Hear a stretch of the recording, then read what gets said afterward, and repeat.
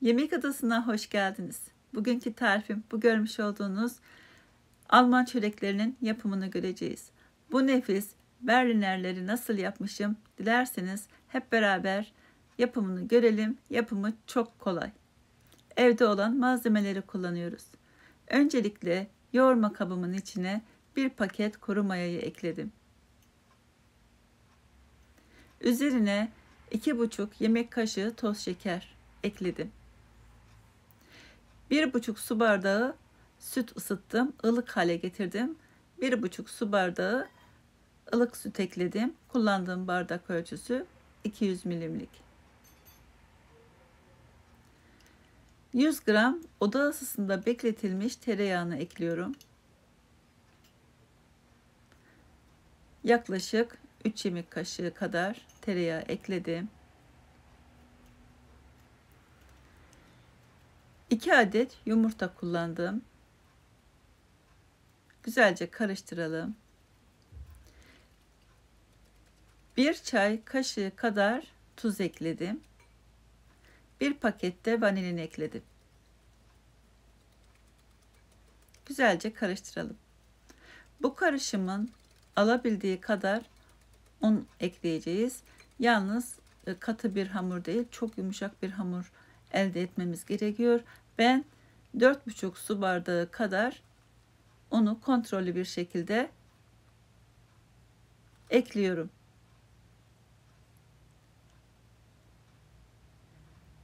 Önce bu şekilde karıştırdım. Daha sonra bir kaşık yardımıyla toparladım.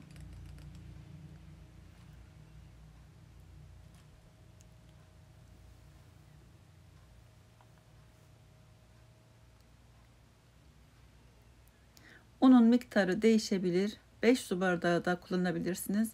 4,5 su bardağı da kullanabilirsiniz. Çünkü yumurtanın büyüklüğüne göre, unun kalitesine göre unun miktarı değişebilir. Yalnız dediğim gibi yumuşak bir hamur elde etmemiz gerekiyor.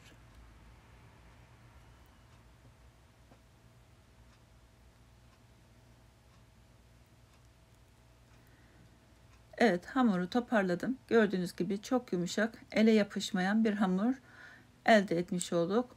Şimdi bu hamuru mayalamamız gerekiyor. Üzerine bir streç film veya bir kapak ile kapatarak yarım saat ılık bir ortamda mayalanmasını bekleyeceğiz. Hamur mayalandı. Yaklaşık 2-3 katına çıktı. Beklesem daha da fazla kabarabilir. Şimdi tezgahın üzerine alalım. Hamurun mayasını çıkması için, maya kokusu gelmemesi için güzelce havasını alıp yoğurmamız gerekiyor. Yaklaşık 1 dakika kadar hamuru güzelce yoğuralım.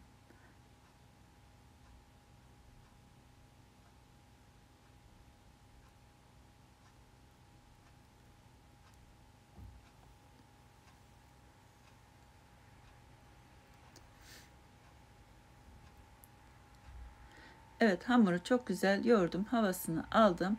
Şimdi bu şekilde parçalara bölüyorum. 16 veya 17 adet berliner çıkacaktır. Yaklaşık bir yumurtadan daha küçük parçalar haline getirdim.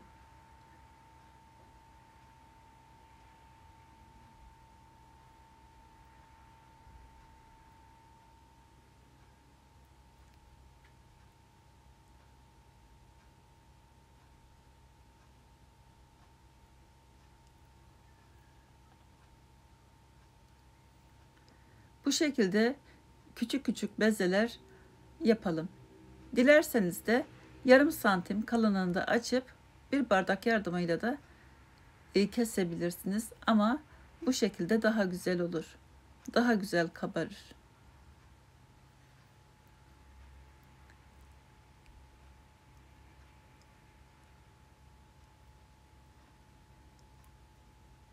Evet, hepsini bitirdikten sonra üzerine kapatalım. 10 dakika kadar mayalanmasını bekleyelim. Bu arada ben içine Nutella veya marmelat o şekilde yapacağım. Nutella'yı biraz akışkan hale gelmesi için ısıtıyorum.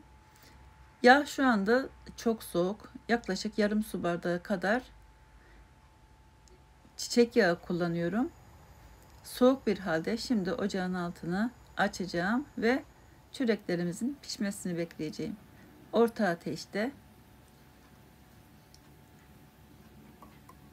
ocağın orta gözünde ve orta ateşte bu şekilde soğuk yağın içine bıraktım ve bu şekilde gördüğünüz gibi hamurlar kabardı. İçi de çok güzel pişecektir, emin olun. Yumuşacık, pamuk gibi güzel çörekler olacak. Bir kağıt havlunun üzerine alıyorum. Zaten gördüğünüz gibi yağ da çekmiyor.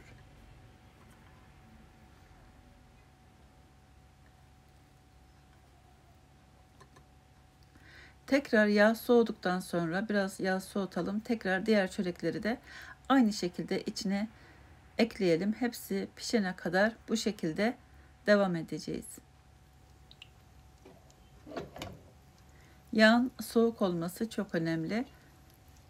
Eğer sıcak yağın içine atarsak çabuk yanar, içi pişmez, hamur olur. O yüzden soğuk yağın içinde yavaş yavaş pişiriyoruz.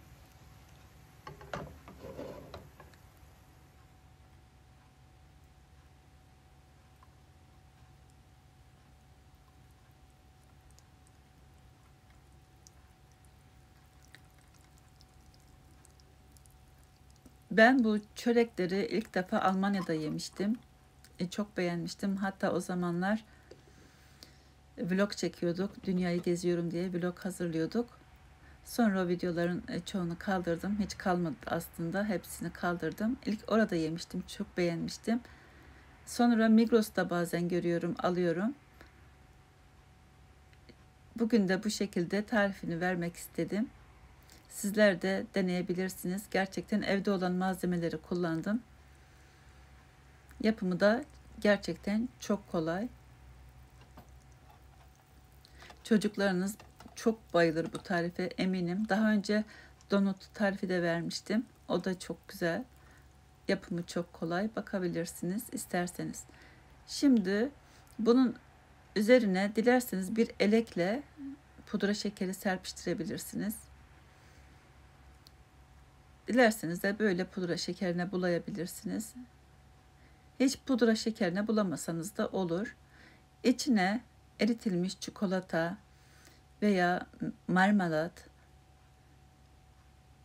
ne seviyorsanız, krem şanti de kullanabilirsiniz. İçine sıkabilirsiniz krem şanti veyahut da pastacı kreması, içini doldurabilirsiniz. Ne seviyorsanız o şekilde yapabilirsiniz.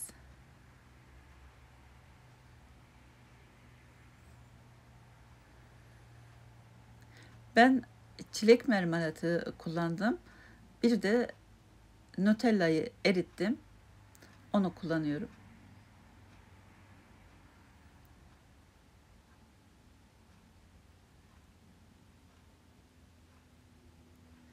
Evde hiç kullanmadığınız bir şırınga varsa onunla da yapabilirsiniz.